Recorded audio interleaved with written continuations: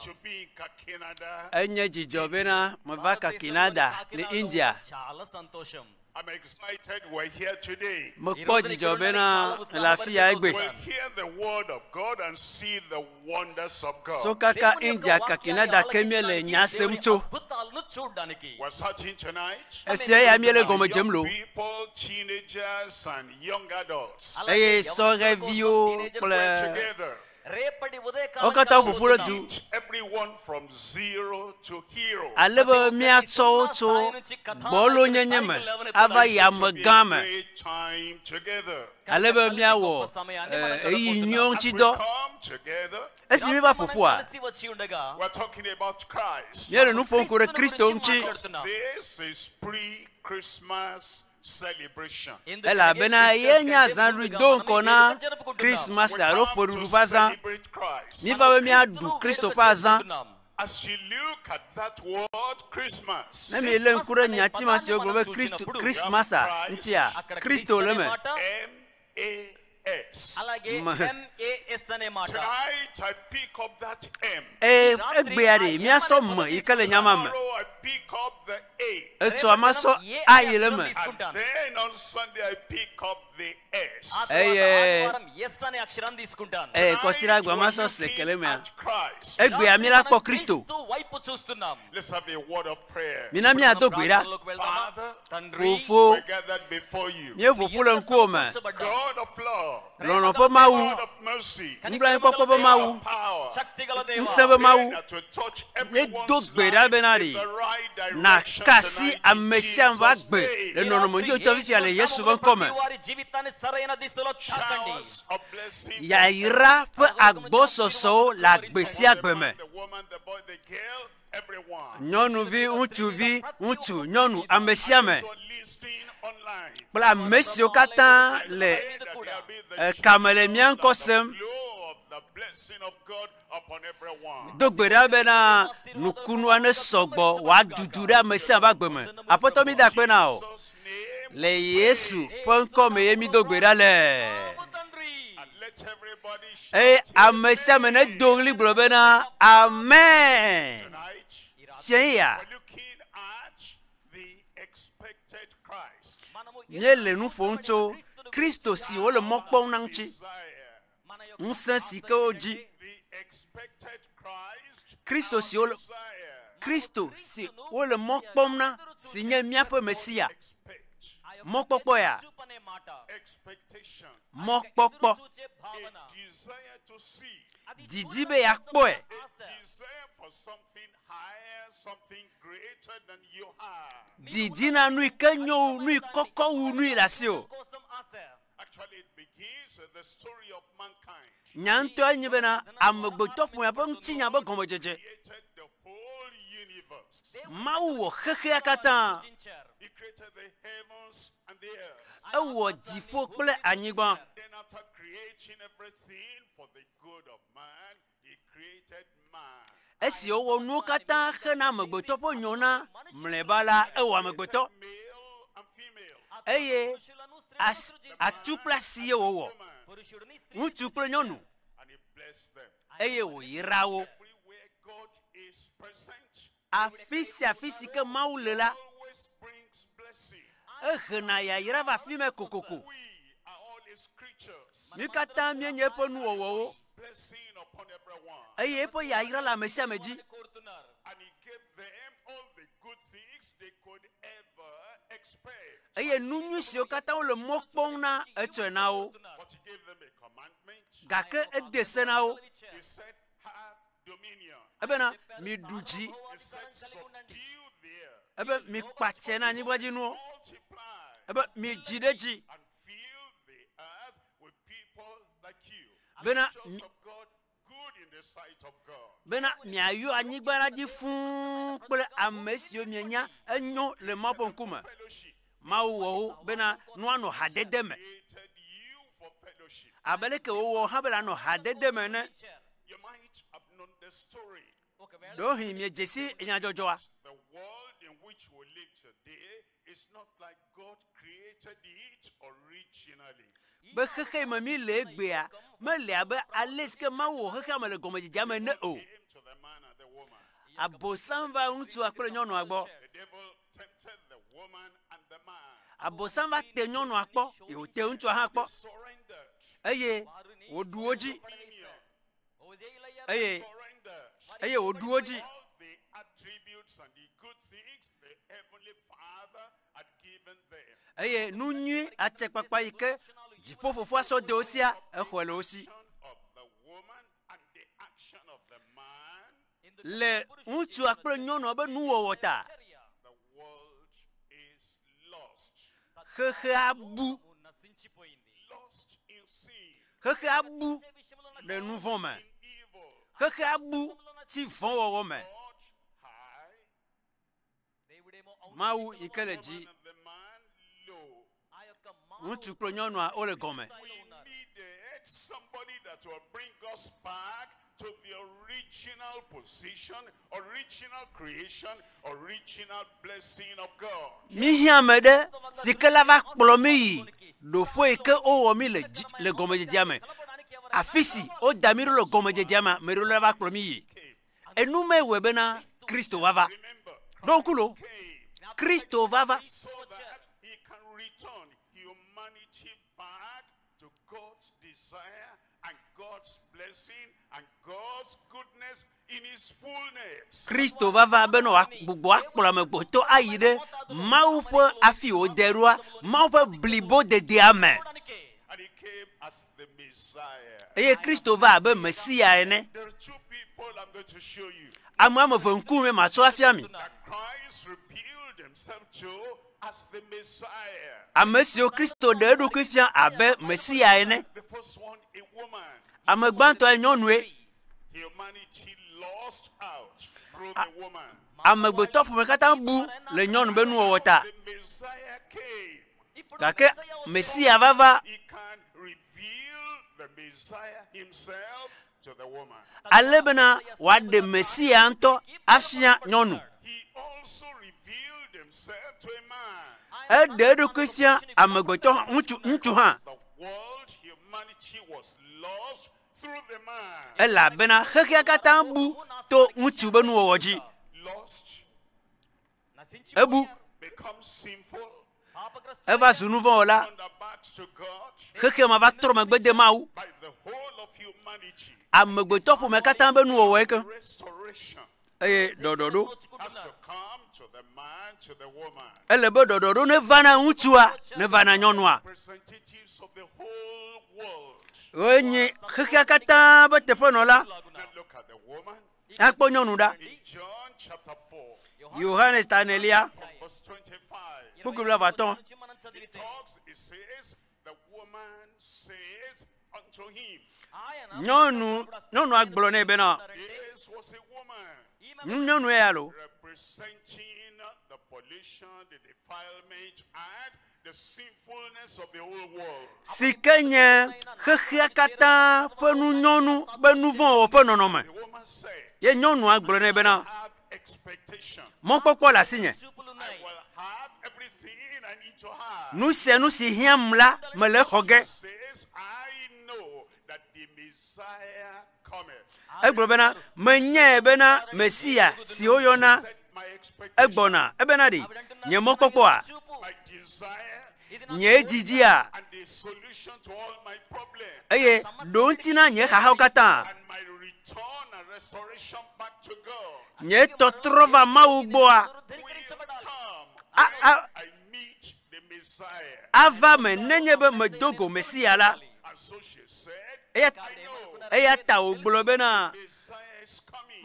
menyae bena Mesia si woyɔ be Kristo la gbɔna. Called the Christ. Si woyɔ be Kristo la. The Christ is the Messiah. Kristo ye nye Mesia la. The Messiah is the Christ. Kristo ye nye Mesia la. The restorer is the Christ. Kristo ye nye ame ke ɖɔna ame ɖo. The channel of blessing and the source of blessing is the Christ. Yayira ƒe dzɔtsoƒe, yayira ƒe ŋdɔwɔnua ye nye Kristo. I know he is coming. Ebe menyae be egbɔna. When he is come. Eye ne eya ma va la, When he is come. nenye be eva la, Expectation. mɔkpɔkpɔ. We need to have expectation. Elle beri mokpokpo ne no miasi. to have expectation Elle benari mokpokpo ne no miasi. will become higher. Bena Kristo ikela va no Your life will become greater. kokopo. Alebo mi ba gbere va no kokopo. Be the blessing of God, unlimited, satisfactory, abundant in your life. Ale benari la kpo mo po ya yira la gbo sosoma. Alebo ha la kpo njejele wa gbeme. Expectation. Elle be mokpokpo no asi o. She was down. Nyɔnu ya ɖe egbɔdzɔ, nyɔnu ya ɖe ele kaka gɔme ɖaa, nyɔnu ya ɖe nuvo wɔlae, Helpless. nyɔnu ya ɖe mɔkpɔkpɔ akpeɖeŋutɔ ɖeke megale esi o. Ebe ɖi A change is coming. tɔtrɔ gbɔna. When the Messiah comes, Nenye be Mesia va la, the transformation ame ke trɔna ame ba gbe, upliftment ame ke dona ame ɖe dzi, will come. ava koko. And he said, Egblɔ be he will tell us all things. agblɔ nuwo katã na mi. The Messiah, Mesia la, he the Redeemer, xɔla la, he the Savior. ame si nye ɖela, We're expecting he will come. nye le mɔ kpɔm be ava, Just come to the nation, me be wòava edua me ko, to me. va gbɔnye. Not just come to the world. Me be wòava xexea me ko, Come to me. ava nam. And he will tell us, he will tell me everything I need to know to have God-given grace and life. Bena de nu siwo katã dzebe ma nya la, dzebe ma se la, wòagblɔe nam. Bena nye hã maxɔ amenuveve le Mawu gbɔ. Told in the next verse. Eye kpukpui kplɔ ɖoa, kpukpui va dia. Jesus says unto her, Yesu gblɔ nɛ bena, Jesus says to all the women in the world, eye Yesu le gbɔgblɔ na nyɔnuwo katã le xexea me bena, and he says to the daughters of Eve, abe si wògblɔ na Eva be viwo, Eva be vi nyɔnuviwo. Yesu gblɔ na nyɔnua bena, efia ya ɖi. saying unto you, Yesu ma ke le gbɔgblɔ na wo bena, I that speak unto thee, I am he. nye ame si le nu ƒom kpli wo la, nye. Woman was not expecting that. Nyɔnua me le mɔ kpɔna sia ya o. She was expecting the blessing of the Messiah will come in the future Ele mɔ kpɔna Mesia ƒe yayra si la va le tsɔgodo, and by. etsɔgodo, gake ŋkume kple ŋkumea, ɖohi mavɔ ame. Now is the time. Vɔa Yesu ya to nɛ bena ɖi, eya ŋutɔŋutɔe nye ya lo. Expectation Mɔkpɔkpɔ be gamea, of receiving what you have come for. nu yi ŋuti le va ɖo xɔxɔ be gamea, That speak unto thee, I am he. enye ame si le nu ƒom kpli wo la, nye. For one revelation. Gbã ɖeɖefia le afi ya. And the only way we can see and believe in the Savior, number one, revelation. Ale ke míate mɔ ɖeka yi ke dzi míate ŋuto axɔ ɖela yi ko nyi be ɖa ɖeɖefia me. Eɖena eɖokui fia na ame. That speak unto thee, I am he. I am that Messiah, the Christ. Nye ame si le nu ƒom kpli wo la, nyee nye Mesia la, Kristo. Is revelation. Gbãtɔa ɖeɖefia, Number two is recognition. evelia ɖe dzesidodoe alo sidzedze. Revelation Gbã eɖe eɖokui fia. is something for you to have recognition. Vɔa ele bena ne nua ɖe fia la dzesi. You recognize Edzesi that the expected one has now come. bena ame si ke wo le mɔ kpɔna eya va ɖo. The one that will turn my life around has now come. Ame si ke la trɔ nye agbea eye vɔ̃ va ɖo ya. Tonight, Ele afi ya. as you are the revelation, Esi le nya ya sem fia ya ɖeɖefia va na o. revelation and recognition. Esi ne ɖeɖefia va dze na dzesi. Number three is redemption. Etɔ̃lia nye xɔxɔƒle. Redemption comes. Xɔxɔƒle evava. That speak unto thee, I am he. Nye ame si le nu ƒom kpli wo la, nye. And as you recognize that, Ene dzesi nu ya. and as you believe that, Ene xɔ nya ya dzi sia. and as you accept that, Ne le xɔ nya sia. she left her water pot and he ran to the town saying, the expected Christ Messiah has now tete nyɔnu la gblẽ eƒe tsize ɖi eye wòdzo yi ɖe dua me eye wògblɔ na amewo bena miva kpɔ ame sia nye Kristo. Simon Peter. Ame aɖe le woyɔna be Simon Petro. And it's in John chapter 1. Eya le Yohanes ta gbãtɔa me. If you look at verse 41, Ne mikpɔ kuku bla ne vɔ ɖekelia. Andrew first findeth his own brother. Andrea eya kpɔ ye ŋutɔ nɔvia Simon gbã. Simon. And says unto him, Eye wògblɔ nɛ bena we have found the Messiah. míekpɔ Mesia la. We have found the Messiah. Míekpɔ Mesia la. The world was lost. Xexea katã tra mɔ The man and the woman. to nyɔnu ɖe kple ŋutsu ɖe be nuwɔwɔ me. The revelation of the Messiah, the woman and the man. Eye Mesia ƒe ɖeɖefia nyɔnu kple ŋutsua eya va ɖo. Shows us representing all of the women in the human race. Eye nyɔnu ma ye nye nyɔnu ke nye nyɔnu yiwo katã le xexea me ƒe dzesi.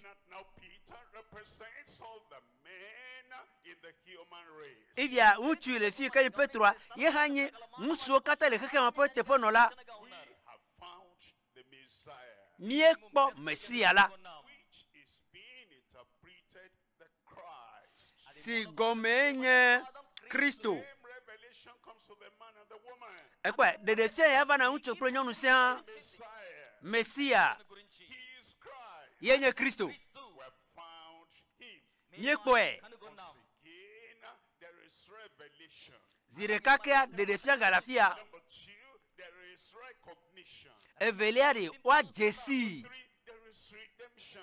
Etɔ̃lia ɖe xɔxɔƒle. This is what we have today. Eye nu ye le mía si egbe. And as he came to Christ, Ne eva Kristo gbɔa. as he was brought to Christ, Abe wokplɔe va Kristo gbɔa. Jesus beheld him. Yesu kpɔe. Jesus looked at him. Yesu kpɔe. That what beheld, Ekpɔe agɔme yi bena. the Messiah beholds you. Ne Mesia kpɔ wo ya ko la. Sees your past, Akpɔ wo tsã be nuwɔwɔ. sees your present, Akpɔ wo fifi hã be nuwɔwɔ. sees your future. Akpɔ wo tsɔme hã be nuwɔwɔ. Sees what you have been, Akpɔ nu yi ke le nye tsã. sees what he will make of you now. Akpɔ nu yi ke wòatsɔ awɔ fifi. He sees what he will make of you in the future. Eye wòagakpɔ nu si wòatsɔ awɔ le tsɔgodo. Trace you. Ekpɔe awɔ si be ko wɔ radio na wo nene. Him. Awɔ si ɖe ke wode wo radio me nene. Ela kpɔ kekeŋkekeŋ. Were lost in Adam. Eye enya be nu yiwo katã mi bu le Adam mea. Be the carrier of the blessing of God. He beheld him. Akpɔ bena ɖe ama la tia tsɔ Mawu ƒe yayra eta wòkpɔe. He called him Cephas, a stone. Yeta wòyɔe bena ɖe Kefas si gɔme nye kpegbadza. At his future.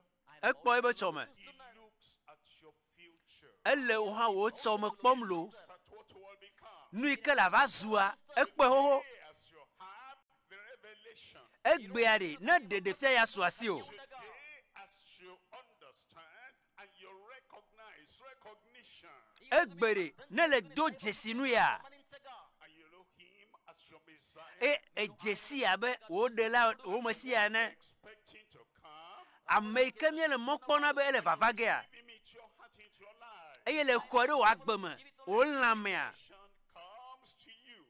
Ɖeɖefia la va na o. Now, as we look at Christ the Messiah, Fifia si mi le Kristo. Mesia ƒe nya gblɔ ma. very quickly, Enu tɔ mia gblɔ le me kaba.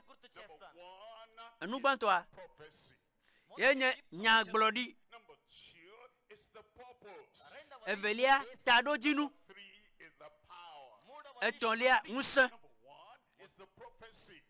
Gbãtɔa nye nyagblɔɖi. Prophecy of his birth. Nyagblɔɖi ku ɖe eƒe dzidzi ŋuti. That's how everyone comes into the world. Nenema ye ame sia ame dzɔna ɖe xexea me ma. That's how everyone sees the light of day. Nenema ye amegbetɔ ɖe sia ɖe kpɔna ŋkeke le xexea me Jesus Christ. le Kristo be ŋkeke dzia. ye ha ojie de khame through Virgin Mary. de tugila pe Maria eji And there had been prophecy. Hey. He is coming. o blonyadi koko bena egbona alo le vavage Celebrating Christmas. eye wono Christmas bazandum Fulfillment of prophecy. He came. le nyaglodia be me vavata ele vavage But here's the purpose. evelia nye tadojinu Be a purpose for which he came. tadojinu nti o vado Man cannot tell the fullness of the purpose. eye amegbeto matia globe tadojinua wa vo o The Creator, mawuola God, the Maker of all things on earth. mawu ameske wo nuo kata le anyigbaji He was the one that determined the purpose of his Son, Jesus Christ, the Messiah, coming.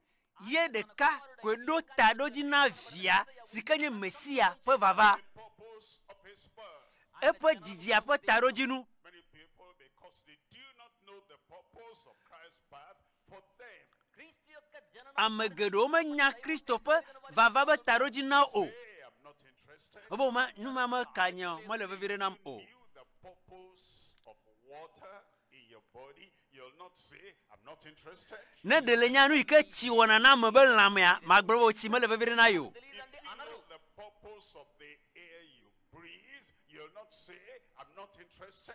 ne de le nyanu ike aya ile gbona de nwoti me e wona de lamya magbo mo le vivire na yo The purpose of the coming of Christ, you will not say, I'm not interested.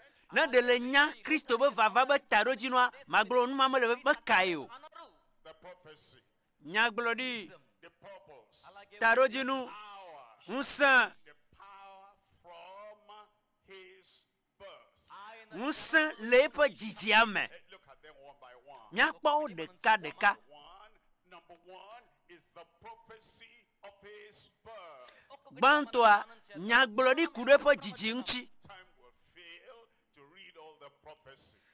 mi ma tia kpo gama khle nyaglodi o katan Beginning, which is Genesis, na mi khle to gomeje jai kan mo se gbantoa means beginning. gomeje jia In the beginning, God. le gomeje jia mau The beginning, Adam. le gomeje jia Adam In the beginning, Eve.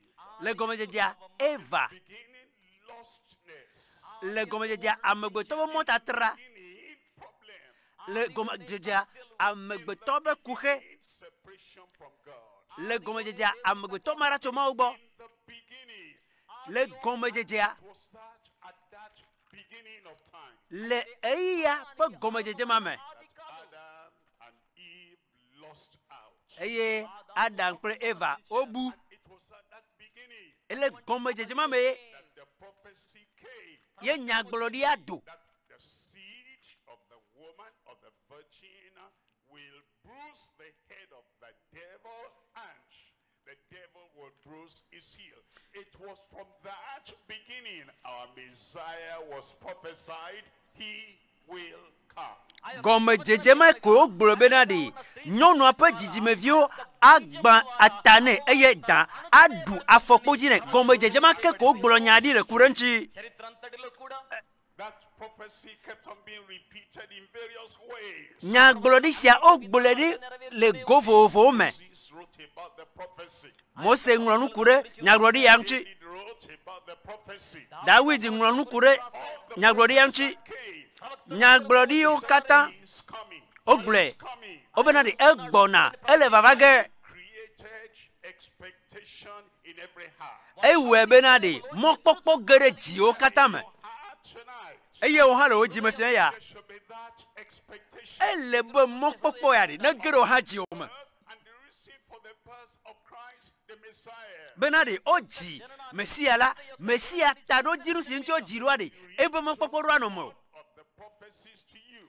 nyakhle nyaglodi abede kako now In Isaiah chapter 9 verse 8. ele Yesaya ta sheke kuku ya delia me Chapter 9. Yesaya To us, a child is born. Yesaya ta sheke kuku ya de o TV na mi All around, I said, looked around, there will not see the child that is born. Ekpa amonye ko afi pe ke o mo po de via o. Because prophecy is history written before it happens, as if it had happened. Ela ba nya gbolodia enye nya ko gbolodi eye na pe enua o gbolodi ha fi o ba jona. I see him coming. Yesa be na de mo pe o gbona. He has come. Dokola ba eva ene. Unto us a child is born Yesa ta se ko pipi atolia ela be na o divinami. in Bethlehem. Ona untu vimi o jire Bethlehem. Prophesied the place, the location where he will be born. Eye egbolo te fo iwa ajiro ha egbolo nyama dadi. And then he goes on, unto us a child, a son is given. Eye ji gogro benadi eye o divinamia ona untu vimi o ji Is given. ocho ena Is given to us as Savior. ocho ena mi abe de la ene Is given to us as ekwe Redeemer. ocho ena mi abe de la ene Given to us as solution to every problem. ocho ena mi abe dontina haha okata ene It was as the joy of the whole earth. ocho ena mi abe hehia kata be jijo popo ene Is given to you tonight. ocho ena ofien ya Was born oji that he'll be given unto us. oji bena wacho anami Was born. oji We write history about him. iya mi senya kurenchi So that he'll be given unto us. ale benadi wacho anami We need revelation. mi hia de fialo That's why it's given to us. eya ta ocho enami do We need restoration. mi hia dododo That's why it's given to us. eya ta ocho enami do We need forgiveness for our sins. mi hia miapo nouveau bo chochoke Why?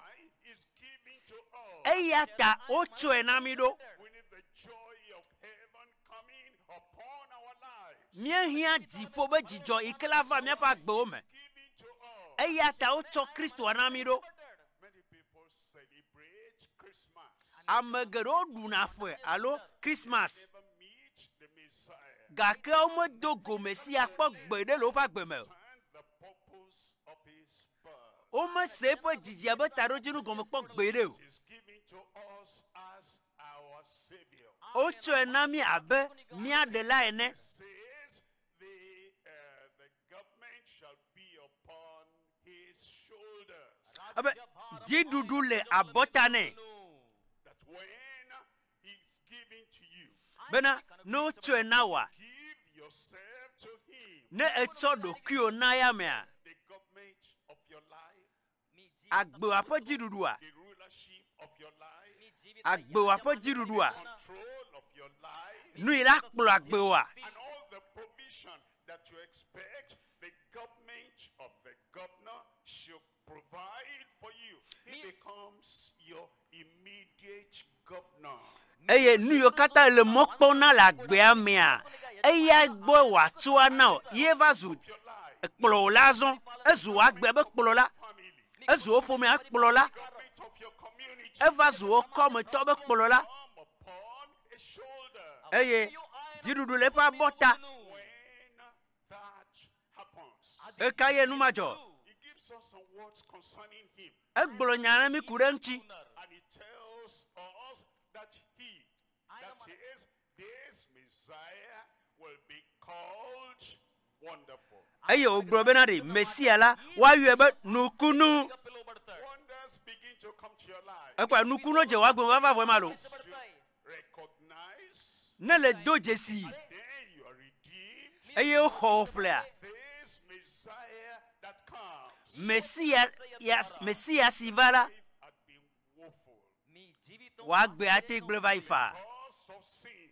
le nou vonta You had suffered ekpefu and you carried woe all around. e nou von do funye funye na le gbogbo benadi amokata o de na hunde nchi o wa Kristo va Kristo Messia la His mediator, Kristo avulela la his savior, Kristo de la la his supplier, Kristo nuna la life. ne gere wa gbe me a There's transformation from being a woe or woefulness to wonderful. to trovana ameba gbe me to gbegble me heina nyue me All Aye oyo benade Adam de la He lives with you. Oyo benade elikpro. He counsel you. Adu Adam now. We need anything in this life. Nele hia na nele agbesi amea. We need a counselor who knows tomorrow. Ni hia Adam de la amesi nya tsome. A counselor who knows where to find the blessing of God. Adam de la sikenya ale la wapo mo ya ira. A counselor who knows where to find the riches of his kingdom. Adam de la sikenya ale ke la tia keremo po kesino nuonchi. Ene le va egboa. He comes to you. Ke ya va gboa. You interact together. Ne le de kakplia. He in you and you in him. Nenyibe eleme eye ha le mewa. And you say, I have revelation. He is the Messiah. Ele globena mo kodesan eye nye Messia la. I do have recognition. He is my Messiah. Eye mo jesi be eye nye Messia la. Give yourself to him unreservedly. Eye le tso doku na BLIBO mo gbula pade kedio. Mo gbula doku yan di BLIBO. Surrender all. Mo dasi doku yan ti BLIBO. To thee, my blessed Savior, I surrender all. Wo nye de la ya irato mo tso no kata di asi o me. Yourself to him unreservedly. Ne le tso doku na BLIBO mo gbula pade kedio a. Come see. La gede me. Comes your counselor. Eye wa su Adam de la. He will never lead you to anything hurtful, anything destructive. He leads you in the path of restoration, and righteousness, and redemption. Ma kplo wa ide gbegbe mo to gbero kebon la kplo to jojo yin fo moji dodo fo moji nkobo de bo moji. The everlasting Father, Eye enye fofo mavo. mighty God, Enye mau kan le to. mighty to save, Kan le to onye wa kian de ame. to heal, Nselesi wa de ade ayodo ame. Nselesi wa tuka me. to strengthen your life. Nselesi wa donse wa gbe. Is born. Oji ntuvi na mi. Is the Son of God that is given to you. Eye enye mau bi siko chona o. The might for salvation, Nselesi kana DEDEKPƆPKØ. the might for deliverance, Nselesi pena de wa tuka me. and the power for your healing. Nsa ntetelesi bono ayodo. And the power to get you out of every problem you have and bring you to the mountaintop of solution that comes from him, through him, by him, unto you. Nselesi bena de wa tian ayodo atuka o adeo. Eye toya maji na ya me le ya me ame. He's the everlasting Father. Fofo mavo e onye. That means the Egomede. Father of eternity. Egomede enye menka mavo be fofo. Eternity, that is everlasting from this side and goes on to eternity on that side, is the Father of eternity. Mavo be fofo e glomre egomede. So kaka ga mo miami o pojo. Vado mi ba ngoli. Kaka ga mo mi ma ga na nyo. Lo me ba na nyi mavo mavo. E toy. Nsi anu ayiri kwi. Has eternity this way, eternity that way, and he is the Father of eternity. He knows everything from eternity to eternity. He knows everything about your life, and he knows how to turn your life around for the better. Enya nu si, nye nu mavo a. Eye onya nu kuro wa gbe nti atro wa gbe. Be no ha gere mavo ame. He's the Prince of Peace. Nti fafa fia e onya. Nti fafa fia. Ade nti fafa olubo me. Nti fafa gere osusu me. The world is looking for peace. Keke amele nti fafa dim. Every individual is looking for peace. Amesia mele nti fafa dim. When there's no peace, Ne nti fafa me liwa. confusion. O chaka no anyi. There's no peace. Ne nti fafa me liwa. Discord. O enya keke no anyi. Peace. Ne nti fafa me liwa. There is confusion everywhere within. Tito no na fisia file me. And then it comes to your life. Eye o va wa gbe me. And we're looking for peace in every way. Eye mi le nti fafa di la fisia fi. We try to negotiate so we Mie- can have peace. Mi wo popo se presu be nti fafa va. And the negotiation does not work. Ga ke popo se o kata mi wa. We're trying Me wo do. to Nye ji o mi a so na no adiasi. right? Nye je na ma to na. Give up what I'm demanding. Nu ke ma bia so amogba. Mo da sire nti. In abject poverty satisfy you, and I can have peace. I give up everything I desire. Nenye benadi. Nya mo joti a hedada me. Ye kwela na benadi. Ne nti fafa na nya mo lo. Ga ke ewo mo kata wa. Pa o. Le hia Messia. As he comes into our lives, Ale bene Messia va gbe me na wa. have the peace that comes from the Prince of Peace. Ati akpa nti fafa iketo nti fafa fi alagbo. Days of the increase of his government, of his leadership, of his control in our lives, it says there shall be no end. eye ne efa diruru na keketa eye sere sefodo manuena mutifafa o ekwa nyagloriama His birth. kude efa jijiantiema Come to number 2 now. nya ide akpaveli ajison The purpose of his birth. efa jijia petarojinu God never does anything without a purpose. mawu ma wona na nekere domeo tarojinu na si kokoko mawu enya mawu There's no confusion in his mind. chaka kamele mo ba susumeo And from the beginning, enya na nu de sere fa nu le komejedia thing he does, nu sia nu si owa the smallest thing for the least of people, he does it on purpose. enu vi tukuya alo amgbeto vi so kekeke wa tarojinu ti de owedo You for a purpose. ewo de tarojinu de nti To live for a purpose. ehe o va gbe ya me kana tarojinu de Connecting you with Christ the Messiah for a purpose. enna bena ni miapre Kristo Messia miadogo kana tarojinu de Now, the purpose the angel declared. tarojinu ske mau do la gloire Chapter 1, verse 21. Matteo tabla eta ban ku gloire ke She shall bring forth Matteo ta ban to ku gloire ke ebena aje untuvi Mary, Maria she, the virgin, de tugbila fola she, the one that never knew man, just like the whole of humanity, if they're going to bring up a son or a daughter, they have to know a man. This one is special from heaven. He came through a special route. nyɔnu vi asi ke me dzesi ŋutsu o keke be katã ne tɔ be nyɔnu ɖe la dzivi kɔa ele be wòanya ŋutsu gake ame ya etɔ le tɔxɛ Joseph, mawu dɔ la ɖe fia Yosef this is all of God. bena eya katã tso mawu gbɔ This is all of God. eya tso mawu gbɔ The prophecy, all of God. nyagblɔɖia tso mawu gbɔ Purpose, all of God. tarodzinua tso mawu gbɔ She shall bring forth a son. adzi ŋutsuvi Thou shalt call his name Jesus. adzi ŋutsuvi eye nàyɔ eƒe ŋkɔ be Yesu nkata For what reason? tarodzinu ka ŋuti What will he do for me? nu ka wɔ nam Why did he come for me? nkata wòva ɖe tanye ɖo Is he addressing me today? nkata wòle nuƒoƒo na me egbe ɖo What of me today? nkata wòdi ma bɔbɔ ɖokui na egbe ɖo Why? When you answer that question, why? ne le ɖo biabia ma ŋuti nu kata Things will clear up in your mind. enua me la kɔ na o Why am I a Christian? nkata ye menye Kristo tɔ ɖo Why?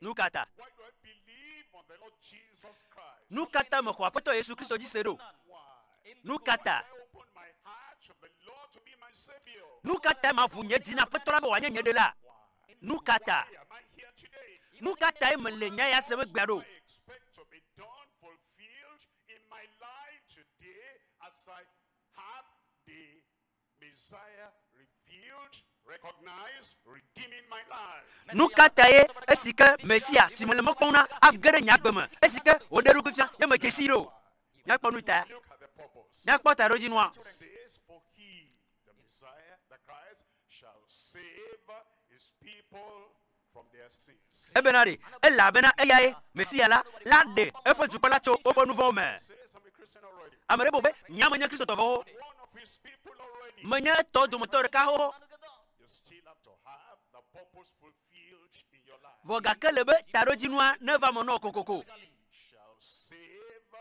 his people from their sins. aɖe eƒe dukɔa le woƒe nu vɔ̃wo me Actually, that's what their people.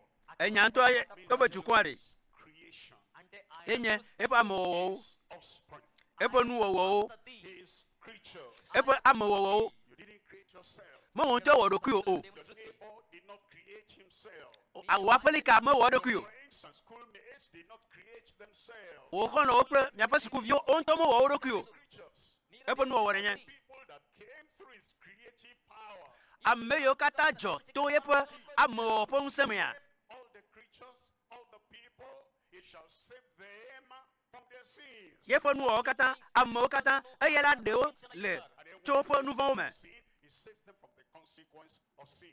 menyi be la ɖewo tso nu vɔ me ɖeɖo o vɔa ɖe nu vɔ ƒe metsonu yi ke va wo dzi hã la ɖe la le wo dzi Sin, what does that mean? nu vɔ aɖe nu ka wònye Anything different from the life of Christ, that's sin. nu sia nu yi ke to vo ne Kristo ƒe agbe koa nu vɔ ye Anything opposed, contrary to the life of Christ, that's sin. nu sia nu yi ke tsitre Kristo ƒe agbe ŋuti koa nu vɔ ye Have you ever done anything contrary to the life of Christ? ɖe le wɔ nane yi ke tsitre Kristo ƒe agbe ŋuti kpɔa Have you ever done anything different from the lifestyle of Dele wonana ke tofu na Kristo ba gbono no kwa. Have you ever spoken anything that Christ would not have spoken? De nyatire gele no si ma dole Kristo no kwa gbedo a.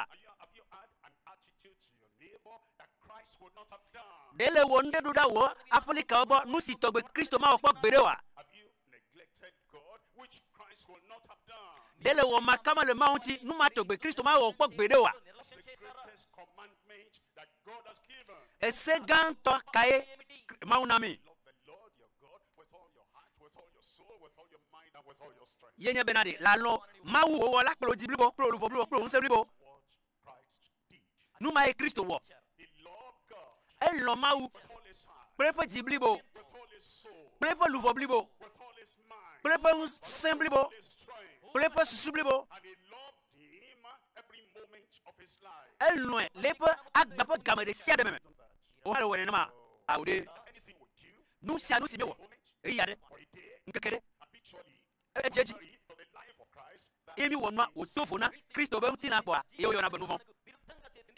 and the purpose of his birth E talo di na pajija. is to redeem us from all the sins we have committed. Yenye benade wa ko mi aple so nu fo yo kata mi wasima. Gives the sin. A so nu fo ake. He frees us and liberates us from the consequence of sin. E wa de gami so nu fo yo mi wa be me so nu o me. He wants to do that in your life today. E yo ti be ya we le wa gbe me egbe. On the prophecy of his birth. Ba e pajiji pe na glodi. Is the purpose of his birth. Evelia e pajiji pe tarojinu. To number 3 now. Nya ba pato le jaso. 3 is the power from his birth. Akpato le na musa ke cho pajiji ame. The power from his birth. Musa ke cho pajiji me Kristo pajiji me sia pajiji ame. Did only when he came.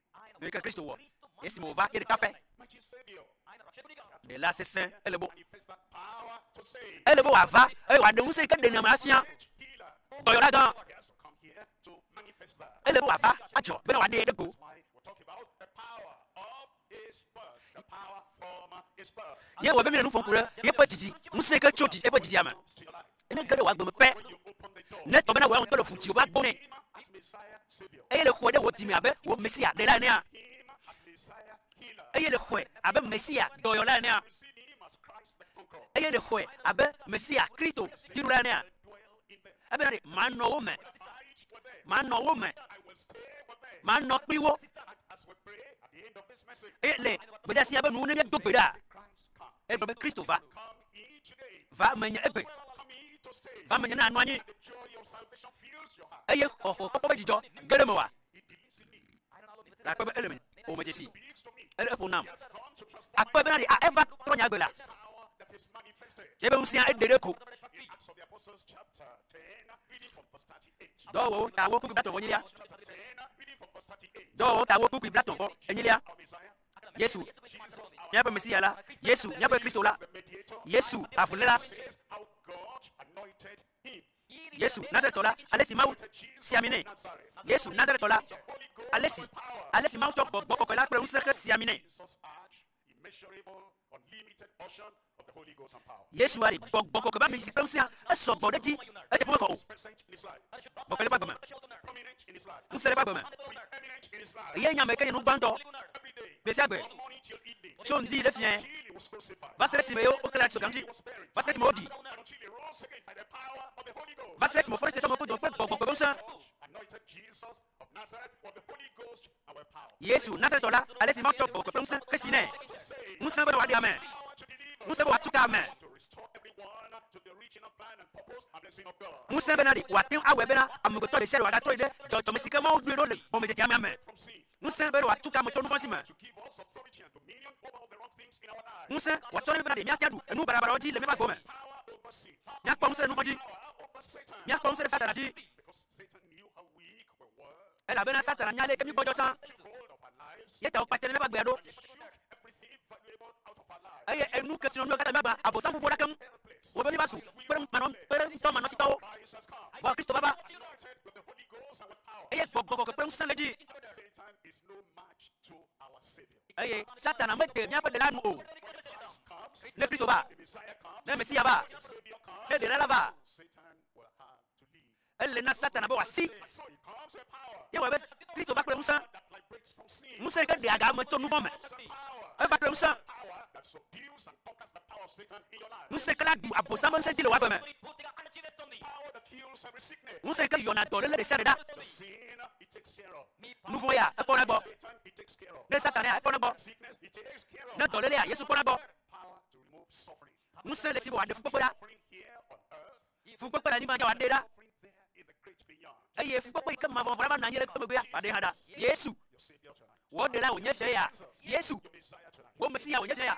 Yesu. Your liberator tonight. Amekala de ka wo ya. Saving from sin. Ade o to nu fama. Saving from Satan. Ade o to Satan na pa un se me. From sickness. Ade o to jo lele si me. From the suffering today, tomorrow, and forever. Ade o to fu pepe egboto. E cho egboto to ma fa wa to si me. God anointed Jesus of Nazareth. O mi pa lese Yesu Kristo na se to ma so bo ko pe un se ke si amine. Says who went about Ayo brother, amesi cha. Amesi le chacham. Hele nu nyu wom. place. It's okay. If you want salvation, come. Yesu me to tere ti por kaulo. Me to tere ti por kabari. O le ya va o. It's coming to you there. Ye we be ro ha bo va ya. It's coming to you over there. Eva ha bo fe ya. It's coming to you there tonight. Eva bo fe ya.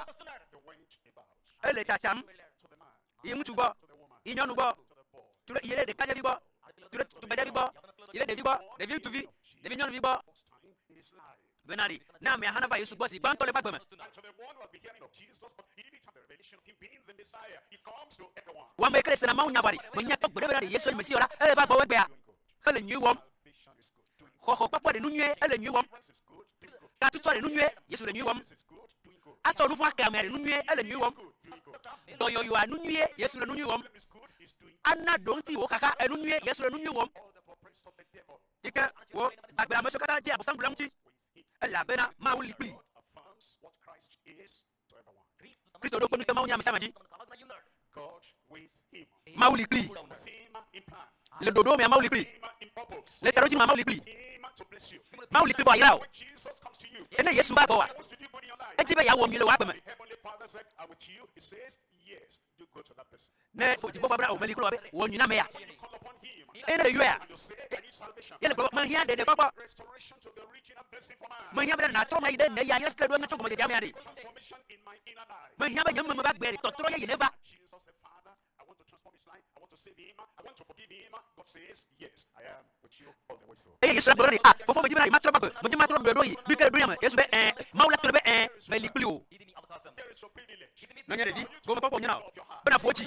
O fo ji bo to. Yes, I receive Christ as my Messiah. Ye la do be ma ko Kristo abe nya Messia ene. Salvation has come to you. De le fian va novo. Now it's your part to have the recognition. Ija akpo de go be na jesi. I recognize Christ Ma jesi Kristo. as Savior, Me de la as Liberator, abe nya katula Emancipator. amesi kala de gam. Ame kala tuka. He is my hope. Ye nya mo papa. Revelation, De le fian recognition, na jesi. redemption. E na to ho. He redeems us. Ako mi aplecho, mi apo nouveau sima. Acho nouveau oke. He brings the blessing of heaven upon your life. Ayo wa kiti popo ya ira aba wa gbeji. Joy of eternity begins today as you receive him as your Savior. E ne le kwe aba o de la ne jijo ma va aje ko wa go megbe. A chance to do that. Ta mana o manu popo na we. You bow your head Abobota. and you close your eyes. E na mi anku. You say, Lord, Adore na poto. Me senya. I've seen Me wo nouveau. revelation. Me po de defiant. Recognize Ayo me jesi. that this Christ, the Messiah, Bena Kristo Messia la. is the one that has come to forgive me. Ayo va to nouveau oke. Let's bow our eyes. Mi pata mi abobota. Ye mi anku. Open your eyes. Afisi ne le. Know that Christ is knocking at the door of your heart now. Ye le nye bena Kristo le po ti popo tru pum fifila. Fulfill the purpose of his coming in your life. Ale bena ye po va ba taroji wa famo wa gbe mi. Wherever you are. Afisi ne le ya. Between you and the Almighty God. Le wo pre ma un se kata pa to me. Forgetting everything and all people around you. Ele bena gabu ko ya me. Amoyo kata lu bo nu se yu tro do ala ngro obe. Lord, E na dugu ya. Abena apoto. Mo so do kun. believe in Christ. Bre asio me. Savior. Me ya Kristo. Abenya de la ne. Ame ka ba to nouveau oke. E apoto mo se. And I turn away from everything unlike Christ in my life. E ya ta me trocho. Nu se sika Kristo me no ola le nya go me bo. Forgive me, Lord. Apoto chokem. Save me, Lord. Dem aso apoto. Transform my life. Tro nya gbe. And also destroy the works of the devil in my life. E na gbra bo sabe to o me le nya go me. Take away all the suffering and the sickness and the consequence of my sin. E nya nu fon po mo tu nu kata na de o na le nya go me. It's a definite request from God. E se asu. Bring with you now. Nu kale bia le ma go. Ma to gbira. Fofo le Yesu do ko le se me. Every heart. Le nya di sachi. You know the people that have given themselves unreservedly unto you. E le nya me sa me si o to du kun na o. BLIBO. De wazo. Forgive them. To pon mo to. Without the remembrance of the evil they ever did in their lives. Tutu nkuru do nu fo so kata wa dia ko ti o me. Transformation. E na now to tro. Give them a new life. Na now agbe ye. The consequences of the evil they've done in the past. E nu fo yo fa ya ko me so nu wa. De o da. De o kata da. Make them kneel. Wo wa so me ye. You in the heart. wasu yele time wasu yele bulu bome wasu yele sume wasu ame yele wapa lame apoto akpe va me le Yesu poko me mi do bela amesa me no globe na amen azo mi va duga popo vevere keye mi senya kude Messia unchi mukpo fo hado wale be yasike etso wagbe na Kristo Messia la yiduko me na kpobe na de na no meli sike tanoji mi nti Kristo badwa ne ba wolo wagbe mo ha Kristo yenye Messia la egbea mi kata mi jesi Yesua o de fiami egbea bo fifia le jesi be yenye ye pedela Yesu eponu na woji cheya ta dogbera la tuna mo bere mau mo jesi Kristo egbe mo pobele nya gbe mo vaya mo no si o mo nya mi ke Kristo lawo ta yeye wo ma never menam dogbera never menam dogbera brene eya yenye ti fafia o de fiami le nyam de fiamba ame beto agba je mo chiafo na iva pa o nkewo ti fafia me le nyam o ina ta fiam no veva esumiasi bena muti fafia ya bado e jesivo akpena mo le jesivo fifia no ila glone nye bena ele bena yebe msia do woto dompulo eya yenye muti fafia omlanyi muti fafa mele dome muti fafa mele na o nya pelo no vio muti fafa mele o Kristo yenye muti fafia ele bena yebe msia ne wo yebe doison esi de fiamba le ko de fian ye le do jesi o le be msia la o dokwe aso dogbera ne na tona ma o be cho egbedia to troneva mata Kristo varo mokpofo gbedodora daba gbedodora mukai mauda wonawo wera brene aso nuyo mauda wonawa je gbogbo na mau woyi ya je gbogbo na mau ba mera trova never ela va dogbeda esi onyebena le khodrefia le dodesi msema la wodo dolele lajo tipo de lajo katutu lava dogbeda azon nu kayenye wo mopopo be ma la wona ise ya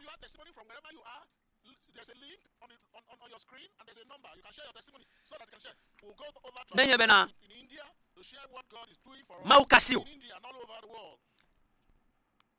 nomba yo miayo sia na yo nomba yoji nomba yo miayo a ne mau kasio le gode pepe gomia nomba yo mayo na wa na yo nomba maudi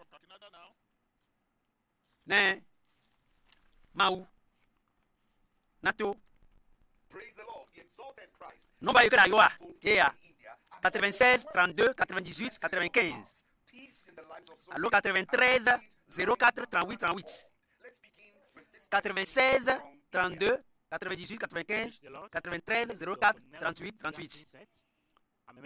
Bien c'est la série dio ne ma won kunao ma okasio le ebe be du topo monya kakaya sikeje gomele India yemele sisema ne ma okasiwa. Praise the Lord. Bien c'est la série dio so kaka tomera nkonyenye Elizabeth tila mocho mele jalingo majima dakpe na mau denu yota maja fokure pa peve kule bia shekama so ma ya ma fana nkura ma ikonjilu ma ikonjile jalingo jama doctor wa don po o kaka o radio doctor globe o matia wo dona yele yo be kwanjile jalingo aga tro be ina ikonji bubu ni ya fima ha the line as I was passing through this pain. Ivo vese sea no jinya And then I was not able to move. Il m'a gâté en I son. was always sitting in my house. Moi, je tiens pas mon courage. Of God. Quand tu m'as pas When mon I courage. went for that operation, it was carried out in another state. Il va voir dans le afi bois. The head of my femur was cut off. Oso Then I had a funya total hip replacement. funya oso tane. On crutches for some months. Atane bo fu oso tane. Go to O church. kan o pro tane ta le bo va doli. Wa so no bu ando te po. Then, the last crusade, Ta ju to mo nya kaka iko va wo. Mo mle to to ko ya. O mi tu no akaya. Mo itoti. the pastor preached and gave us. Pastor do manna. eglo mo nya. Ayo. I O obeyed. do do be asi vo agasile mi mo kata. Le gbe do do ra me gbere. Last day of the crusade. Le nkeke mo mle to. God help Te me. ko mo be tanya ibe na When I mi went to tu the house, e mi na I lo had ayi. to test myself. E ka o to gora mo jo fun ko mere. Nto ma do do pe ko. Stick I was using. Ati e ke zam la. Mo cho dadi. Ye mo do gora fo. Far distance whether I can move without Mo any zo kaka ite pe ji. That Le is how God helped me. o le ma mo ko ti. Mo zo me do gora fo ma. I mo